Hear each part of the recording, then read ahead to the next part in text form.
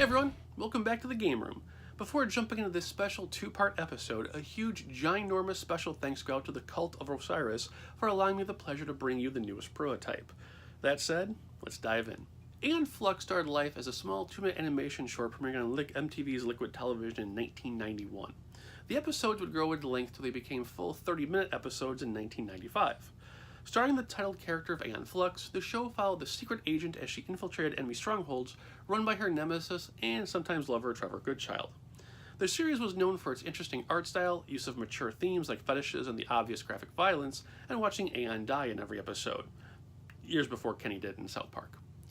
In the mid-90s, game developer Cryo Interactive got a hold of the publishing rights for the show just as it was coming to an end. At the time, their biggest claims to fame were the Sega CD game Dune and everyone's favorite hosted game, Mega Race. With their purchased IP in hand, Cryo got to work, and then lost the rights to it. Their work would not go unpublished, however, but we'll deal with that later. What's left of the game, at least that's allowable in the prototype, is a surprisingly frank look at almost the entire second level of the game and all of its sub-levels. The stages are not presented in proper order, however, at least not in the way they are laid out in the level select screen. To make this as smooth a presentation as possible, I've stuck with the level select layout in organizing the video, the pages on site, and the Let's Play. Before jumping into the tour, let's tackle the controls. Aeon is surprisingly versatile in her movement, but as you'll see during the Let's Play, most of it can be tossed aside if you just use her gun. Alright guys, let's talk controls. First of all, if you hear a strange noise, that's actually the PlayStation. I don't know if it's the prototype or the CDR I burned it to, but the PlayStation will not stop accessing the disc. If you try and pop the lid, it will cause the prototype to pause. So I would recommend, if you download the prototype, just play it on an emulator and save your system the wear and tear. But don't worry, I'm a trained professional. Professional what? We don't know. But anyway, so the controls. With Aeon, on the circle button, circle makes her jump. If you press circle again while jumping, it'll be her double jump. Good to go. If you hold down and back, she will backflip. And then if you double tap circle without pressing a direction, she'll actually roll. So she's pretty versatile. X is her attack, physically, obviously. So she'll throw a punch. If you press twice, she'll do 2 punches. And then if you press it 3 times, she will kick, meaning she will punch, punch, kick. Sounds familiar. If you press X while next to a terminal, at least as the terminal is programmed, she will interact with it and either look at a security camera or open a door. In this case, we're looking at a security camera. Now, back to the controls. We also have triangle, which activates her secondary weapon. If she's equipped with her gun, she will just pistol whip you. If you press select to go into her inventory, she also has sticky grenades and normal grenades. Once you equip those guys, she will actually either roll the grenade or throw the sticky grenade. Once you have that taken care of, square actually will fire her gun. If you just rapidly press it, she will fire. She does auto lock on, so as long as you're near the target, she'll start shooting the target, which is a good thing. If you hold square, she'll actually aim, and you can use the D-pad to look around, and then once you've got your target in sight, just start rapidly pressing, and you can shoot where you're aiming. Once you let go, you'll go back to normal. We already went through the inventory select. If you hold L1, she does go into first-person view, so you can take a nice look around of your surroundings. What's weird is in the prototype, the camera can sometimes get stuck. Like if you look here as I turn, the room is still turning with me. Sometimes if you escape from the L1 view, the camera gets stuck like Resident Evil. If you just tap L1 again, you'll be fine. Also, R1 is her run button, so if you need to get out of a room in a hurry, just hold R1 and use the directional pad. You can also use R1 with X to do a quick kick, so it's separate from her other separate attacks. L2 and R2 allow her to lean. Now, I thought this was originally supposed to be to like peer around corners, but essentially it's just to dodge an attack or bullet. The problem being in PAX Corpus, when I was trying to see if there's any differences, the enemies can still hit you while you're crouching. So it's kind of like a game of chicken where you have to wait for the enemy to fire, and as they fire, then you can dodge the shot. Otherwise, from this position, if you're trying to dodge an attack, if you hit X, she'll actually like step up and punch. So like I said, she's actually got some pretty nice set of moves here that really don't get used here in the prototype. Other than that is the curious case of the pickup. Here you would actually hit R2 down and X at the same time, and there you go. And she would actually use it to pick up items. In the prototype, there are only 2 instances where there's something to pick up. One looks like it would have been a restock of her sticky grenades, and the other looked like it might have been some sort of health item or maybe a key card in the freezer. But otherwise, once you pick it up, you can't use it. They don't appear in your selection menu. So that being said, all that's left to talk about is the secret menu. And the secret menu is simply pausing the game, and here you go. If you turn collision off by hitting the select button and go back to the game, collision turns the floor and wall clipping off, so Aeon can walk right through them into other areas of the game. Here I just happened to, out of my butt, walk right into one of the cells in Sector S1. Now, the collision doesn't work on objects, so doors will still stop you, crates will still stop you, etc. So in working with the prototype, I actually used the no collision function to get around laser traps that wouldn't deactivate and doors that wouldn't open, etc. So that's a really cool way to explore the prototype. If you turn damage off, she's invincible, but only to enemies. Hazard environments like the incinerator's fire will still affect her, as will the poison and the radioactiveness in the Madmen stage, I believe it is. Aeon POS is her place of position, so if you turn that on, it'll show the X and Y coordinates of where she is, in case you want to write down some cool notes about where things are in the prototype. And then last but not least is missions. By pressing select here, it'll take you to the level select. Now, it does show 5 missions, and each of the missions may have subcategories. However, if you click on any of them with the select button and then click into the mission with the select button, it will either freeze the prototype or it'll just take you back to Jails 1, which is the default level you start the prototype on. So if you want to save yourself some hassle, don't press on anything here except Mission 2. Pressing in Mission 2 will get you into the levels that are available in the prototype. All these guys are playable with a weird little problem. As I mentioned in the video, they're not in order. If you're playing Trevor's office, once you ride the chair down, it actually leads you into Scaph. If you're playing, I think it's Luxe Jails, Luxe Jails can actually lead you to the cave or one of the other stages.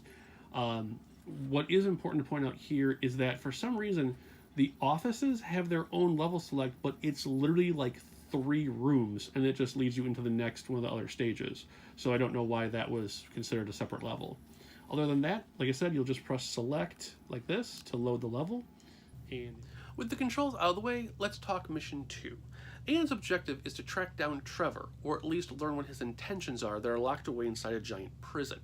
The investigation will take Aeon through several levels of the prison, including the standard cells, deluxe prison cells, a factory, and the darkly lit corridors of a waste facility. Within the levels are several enemy types, just no Trevor to be found, unfortunately. Aeon's journey will have her crossing paths with the cartoon's original foot soldiers in red and green varieties, security cameras, a terrifying scientist with a huge claw hand, his pets, higher-ranking soldiers, and then mutants and zombie-like folk. Let's get to discussing the levels you'll be playing. To make things easier, I'll go through them in the order they appear on the level select screen. As a reference, the game will always load you into the level Jails 1 first, as this would have been where Aeon started in the actual final game. Level -3, Scaph. This is where the chair from Trevor's office would lead you. Here's where one of the game's boss fights appears. There's a slow-walking man with a huge blade in his hand, along with 2 altered yellow dogs. The dogs need to be quickly taken down with the pistol. Once they're out of the way, dealing with the main character is a bit of a chore. He needs to be shot in the back several times to finally succumb, but getting around him is annoying. Thanks to the demo having infinite ammo, there's a much simpler way to kill him. Once you make quick work of the dogs, walk slowly into the room until you trigger the boss's walking animation, visible by keeping an eye on the red dot on your radar. Once he starts moving, roll a grenade at him. If you hit him, he'll stumble and fall with his back showing to you. Unload the gun clip on him and repeat this process about 5 or 6 times until finally crumble. Once removed, you can walk into the now open lab room and notice the computer banks and isolation tank in the back. Here is where you would have talked to someone in the tank, note the blue face and body, which would have then ended the level. Next, level -2, Madmen. It's a dark, dilapidated, and rusty area stocked with poisonous puddles and mutants. What's supposed to happen is a glowing orb would guide you through the dark corridors, but it's just not bright enough and seems to wander off into nowhere. Instead, we can jack up the brightness to finally see the walls of the level and can use the bodies of our eliminated enemies as the mile markers. Traversing this stage simply requires one to find their way through, avoiding the radioactive puddles and keeping the mutants at bay. Once you reach the end of the level, there's a stationary mutant who would have interacted with the glowing orb and sent you on your way. Turning to your right will reveal a destructive wall, which will then lead to an elevator. Activating it will cause the game to lock up, so it's back to a reboot and the level select screen. Level -1, Cave. You start next to a conveyor belt that leads to an incinerator. Blocking your path from getting to the furnace and out are dilapidated crates. You'll need to use the sticky grenades to blow away the boxes. Once you're inside the incinerator, use them on the boxes to your immediate right and take that conveyor belt out. Note that the glowing red means that the room is on fire and you will take damage while you're in there. Walking in introduces us to the workers so they can be ignored and the door entered. This is a hallway lined with boxes and several guards. If you drop a grenade at the base of the first box, a chain of explosions will tear through the boxes, knocking out the guard, giving you time to run over and cap him. From here, Aeon will need to clear the room with a catch. There's a small security camera in the corner of the interior room, and if it spots her, 2 guards will appear behind crates down the hall and 1 more will run in from the side. Once everyone has been removed, it's time to explain what should have happened here. A column with a pair of sensors stands in the middle of the room. Shooting specific sets would activate doors or adjust laser fences in the hallway. Here in the prototype, they don't seem to work, so I use the no-clip option to walk us through the rest of the level. From changing the first set of sensors, Aeon would run through the far right rooms gathering items, which include some sort of meat or health pickup in the freezer, working her way back to the main room with the lasers turning themselves off to allow safe passage.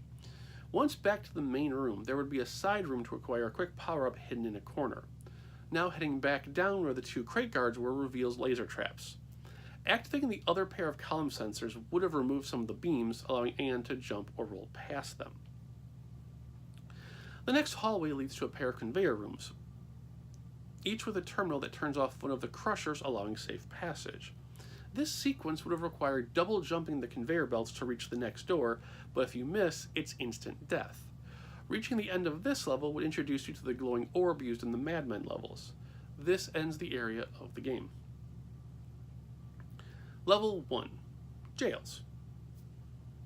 This level is insanely big and was originally designed to act as a timed door type stage.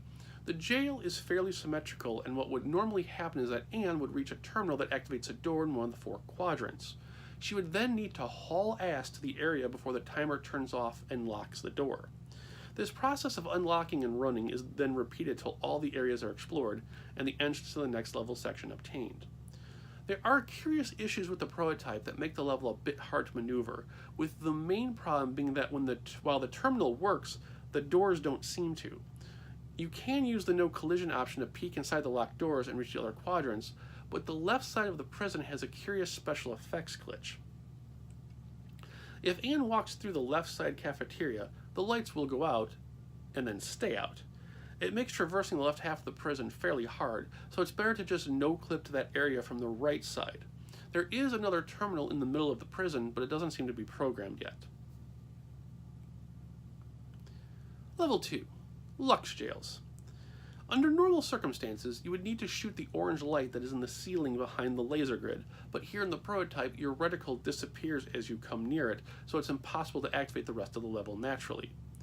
Using the no collision cheat, you can walk past the lasers to explore the rest of the level. These offices, in quotes, contain the science experiments of a crazy doctor whose office just happens to be around the corner past a lot more laser beams. The concept of this level was to create a prison riot, setting all the office folk free and then taking down the terrible doctor. He follows the same dogs and giant razor fingers of the previous scientist, only this room is insanely small to work in. Once all three of them have been defeated, you can work your way out of the area into another elevator, which takes you to the jails level. Alternately, there's a small corridor that will activate some sort of red bug, or maybe a bird, or maybe it would have been the orb, that if you follow through a hole, takes you to the cave. Level 3. Offices. You start in a room full of scientists, walk around, and kill the 2 guards. Walk into the elevator. This will bring you to a second executioner's area from the Luxe Jail. And finally, Level 3. Trevor's. You'll start just outside a door and then realize you're in an office. There is a desk and chair surrounded by pillars. Once close enough, these pillars activate a laser grid surrounding the desk. To get past it, you simply need to double jump to the desks from the point right before the lasers activate. In the final version, Anne would sit in the chair and be lowered to the next level.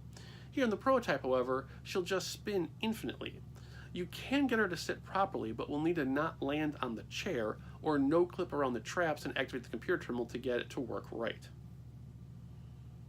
And that's the tour of the Aeon Flux prototype. I should point out that due to time constraints, it isn't a 100% full overview, as there are some minor things that can still happen.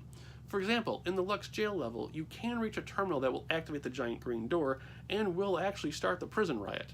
I'll leave that little tidbit and a few others for everyone else to enjoy with their time in the prototype. Yes, it's being released. Now, with all that out of the way, I have good news and I have bad news. The good news is that, in reality, Aeon Flux was released as a full game to the general public. The bad news is it was only in Europe and it's known as PAX Corpus. Reskinned with Cryo's own creations, PAX Corpus really is just Aeon Flux with swapped out characters and textures. The game's gotten some bad press through the ages with good help hard to find. The fan-written guide by Wade Clark on GameFAQs admits that the writer had to track down one of the dev teams and get the devs' notes from them to finish the guide, as the puzzles can be confusing and not very clear on what needs to be done in the final retail version. Wade also gets a huge thanks from me, as without his guide, this episode would have not been possible and would have been a lot shorter. I'll post a link to the guide in the description below. In the Superman video, I asked the question, did we lose something of value with the game not being released? That's a hard question to answer here because by all rights, we did get Aeon Flux with the release of PAX Corpus, just with a different coat of paint. On one hand, I'd say yes, simply for the fact that it isn't the original goal. On the other hand, PAX Corpus confirms something that I realized halfway through doing the guided tour. There's nothing really Aeon Flux in the prototype of Aeon Flux. Sure, there's a character that looks like her, and there are enemies that look like her enemies, but the game failed to capture the feel of the source material. Cryo was literally able to just swap in their own character with minimal level changes, meaning that a final Aeon Flux edition would have just been the same generic areas that any character could walk around in. If you're able to swap in any character and still have the same game, the original idea was never really followed through to begin with, which makes the prototype an amazing teaching tool to those looking how to create games based around a license. With that, I want to again thank the Cvlt of Osiris for the chance to bring you the prototype, and it will be publicly available around the time this video is released. For screenshots and trivia, check out the game's page on Game-Rave.com. The link will be in the video description down below. As always, thank you for stopping by. Go play video games, check out the prototype, and as always, I will see you next episode. Take care, you guys. Have a great one.